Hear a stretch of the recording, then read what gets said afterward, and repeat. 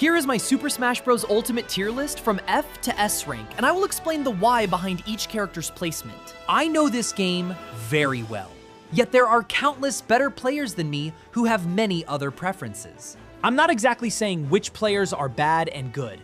Rather, I'm judging them based on my style and preferences. So sit back, relax, and allow me to explain. At F tier, I have the characters Incineroar, Sheik, Wolf, and Kazuya. Collectively, these characters are difficult to master, have bad hitboxes, and either are too hefty to avoid incoming attacks, or do minimal damage after multiple hits. With Incineroar, you can't easily fight opponents with far-range projectiles, and you are more likely going to give in to a series of attacks you can't easily dodge. Stupid! Sheik is the opposite.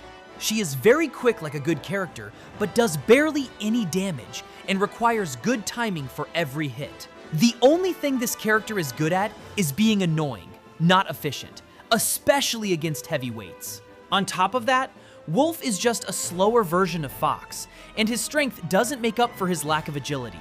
Kazuya can be incredibly powerful, but his combos are pretty difficult to time and master, and require a certain sequence of attacks just to keep the opponent locked in position. E-tier characters are going to be characters with certain gimmicks or moves that improve their gameplay, but don't seem to outweigh their worst qualities. This tier includes Cloud, Rosalina and Luma, Ganondorf, and Link. Cloud, for example, has strong close-range momentum, but poor aerial motion when trying to get back up or away from an opponent. Rosalina and Luma don't produce enough impact on their attacks, making it hard for them to offensively play and rack up kills. Ganondorf is very strong and heavy when fighting close up, but suffers against projectiles and gives in to quicker attacks. Link is actually a good character for most, but to me, Link is just a slower version of Toon Link and Young Link with a more predictable series of attacks. Now, this tier is for characters that I actually would have fun with, but most of the time they end up making me feel worse about their overall performance, especially after losses. This tier includes Fox and Falco, Donkey Kong, Ryu and Ken, and Shulk. Like Sheik, Fox deals poor damage, and his neutral B lasers just do little bits of damage without pushing the opponent. Donkey Kong is strong and probably the best at grabbing opponents, but his recovery jump is poor, and his hurtbox, like all heavyweights, is huge. Ryu is a pretty decent hand-to-hand brawler, yet his up special is weak with delay when he lands, and he cannot easily beat opponents with larger hitboxes. Shulk's down special enhances his sword abilities, but doesn't diversify him enough to have skills beyond standard sword moves. For this tier, I have the characters Bayonetta, Pit, and Ness.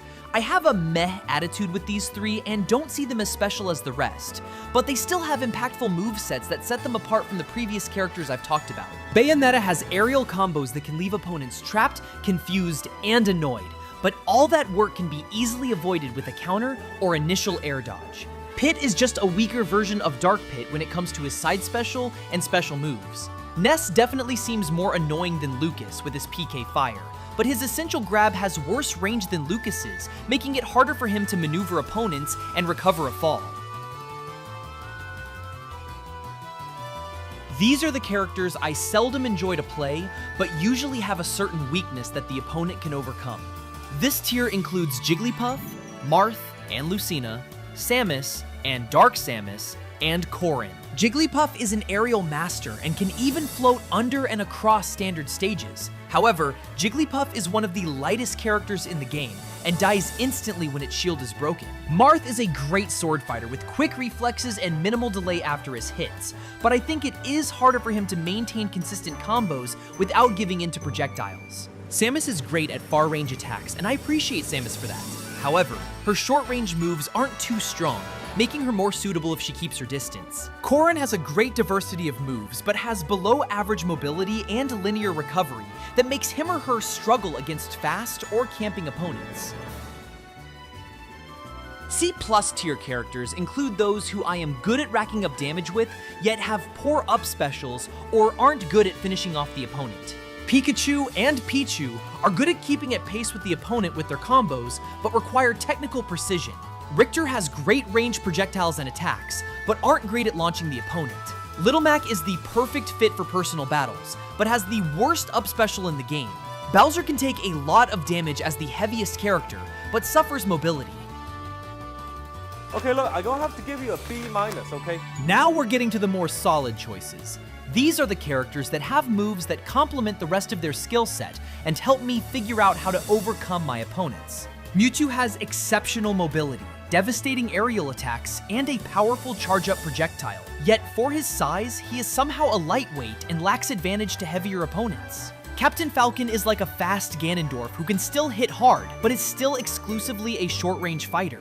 Joker has great mobility and comeback elements with Arsene, yet is pretty weak without it. Peach and Daisy have great moves that can throw off the opponent, yet have a harder time with any opponent who has a further attack range.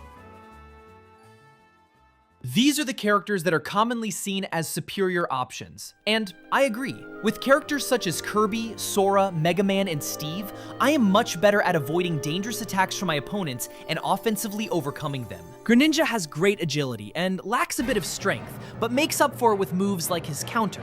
Pokemon Trainer is famous for the choice to use Squirtle, Ivysaur, and Charizard interchangeably, making it a more tactical choice for fighting different opponents.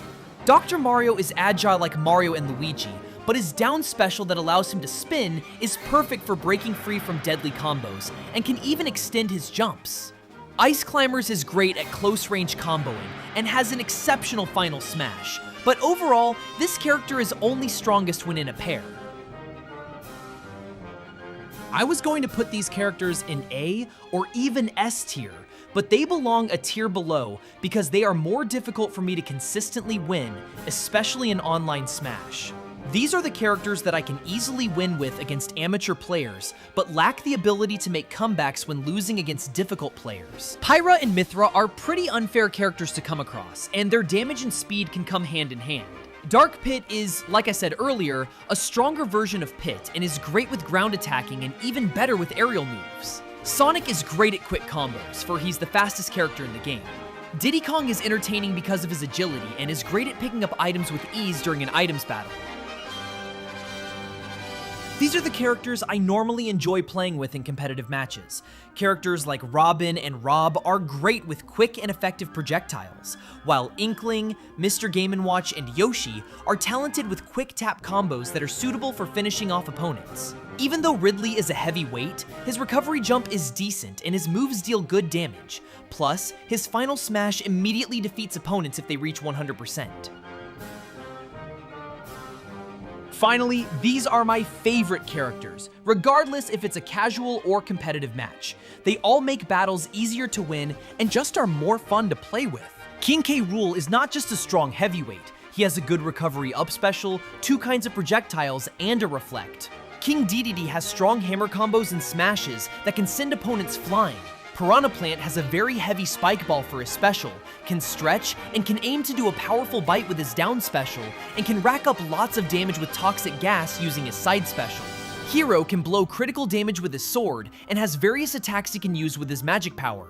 All these characters were easiest for me to master and to bring up to Elite Smash. Well, that is all. It is okay to disagree with my list, but again, this is my unique personal preference. Thank you for watching.